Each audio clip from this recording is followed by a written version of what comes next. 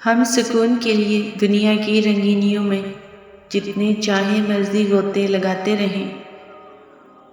مگر ہم سکون سے خالی ہی رہیں گے، کیونکہ اللہ نے دنیا کی ساری رنگینیاں ہمیں دے کر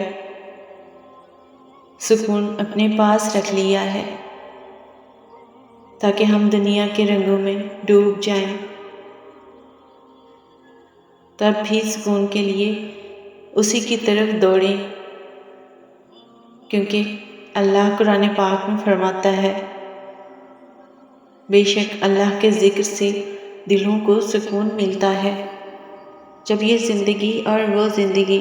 سب اسی کی امانت ہے، تو کرنا بھی وہی چاہیے جو خدا کی مرضی ہو۔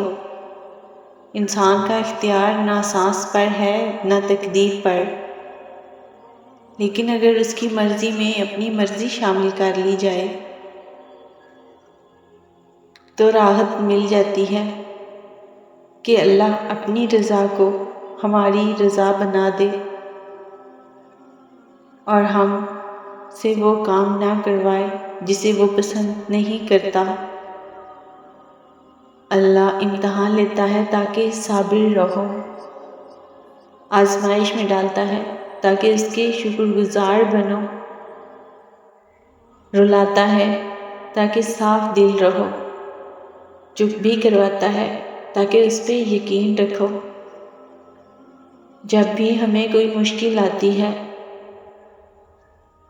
یا دل میں بے چینی سی ہوتی ہے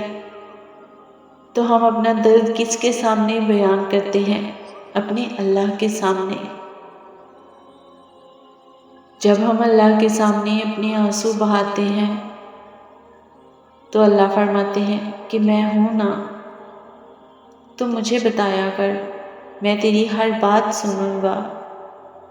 سمجھوں گا اور شک کیے بنا تجھ پہ یقین بھی کروں گا۔ وہ تمہارے ایک آنسو کے بدلے مسکرا کے تمہاری ساری خواہشوں پہ کن فرما دیتا ہے،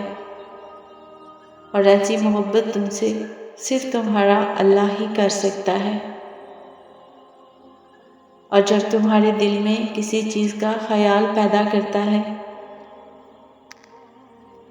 اپنے رب کو وہ چیز تمہیں دینے پر آمادہ کرو،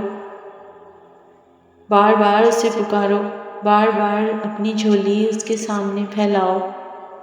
تاکہ وہ کن فرما سکے اور تمہاری فرمائش پوری کر سکے۔ اور یاد رکھو، تمہارا رب بھولنے والا نہیں،